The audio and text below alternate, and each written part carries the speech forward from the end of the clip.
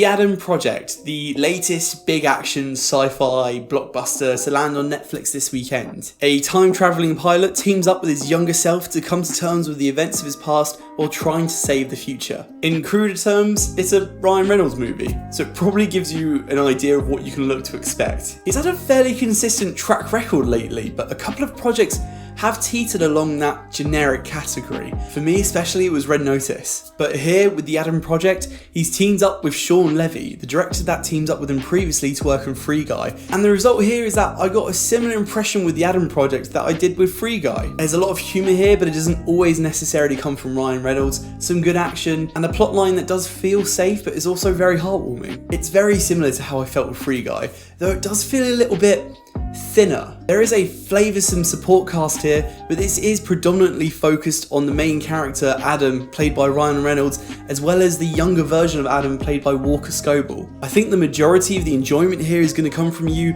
asking this question to yourself, saying, will I enjoy Ryan Reynolds doing what he essentially always does? Or will that not be enough for you? Because here, there's essentially two of them, so you're going to get even more of that. But putting Ryan Reynolds aside at the moment, I actually want to give props to the younger actor in this film, Scobell. He does surprisingly well at mimicking a lot of that humour. His mannerisms, the delivery of a lot of jokes. It's definitely believable at times that these two could have been the same people from different timelines. And you know, they have scenes where they're showing you that they have the same tics and habits, and it just works, and it has to work, otherwise the whole movie would fall apart. Fundamentally, I enjoyed watching these two act together on screen. But if we swing back to that support cast, we get some really great performances here, but there's just not enough of them. For me, every time I saw Zoe Saldana in this movie, I felt like she was just acting her ass off and giving way more effort than anyone else was in this movie. She isn't in here much, which is a shame, because when she was, she kicked a lot of ass, but also brought out a different side to the movie that I don't think anyone else did. Similarly, Jennifer Garner is also sprinkled across this film,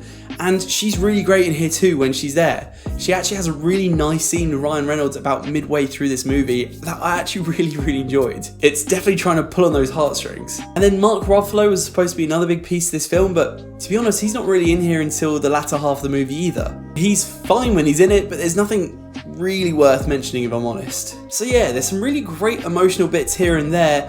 It's thin, but it does enough to shape it into a film that doesn't let me call it generic. Action-wise, it's good. It's a really boring way to describe it, but it's also probably the most fitting way to describe it. The sci-fi weapons are cool, and I'll give it props to the film that the CG is great and consistent throughout, and it was great to see those elements when it was thrown in. But when I said that it felt like Free Guy but thinner, it's because there's a lot of elements in this film it feels like it left out because it would have cost too much money to do. Sci-fi wise, there's not really that much in here besides some ships and weapons. It's very much a down-to-earth movie. And also the lack of extras. Not wanting to give any spoilers, but the finale of this film felt a little empty. The last act of this film takes place in this huge company headquarters, and it's on a Thursday, which they tell us, but there's just no one there. There's no people there, and it reminds you very much that it's a set piece in a Hollywood studio or something. So it's a good time, but you can see scenes throughout where you feel like there could have been benefit from having more content. I think that this movie does serve its bottom line purpose though of being a film that you can just chuck on one evening and have a great time with. It's easy enough to watch, it's got a bit of everything in here to appeal to a lot of people, and it has enough in here for me to not call it generic. So with that in mind, and the fact that I actually had a good time watching this, I would recommend it. But you might have already seen The Adam Project. It's currently out on Netflix, came out this weekend. If you have, I'd love to hear your thoughts on the movie down in the comments below. If you liked this review, please feel free to leave a like and subscribe, it always helps me out. And as always, stay tuned for more reviews of movies, anime and video games. Until next time guys, take care, bye bye.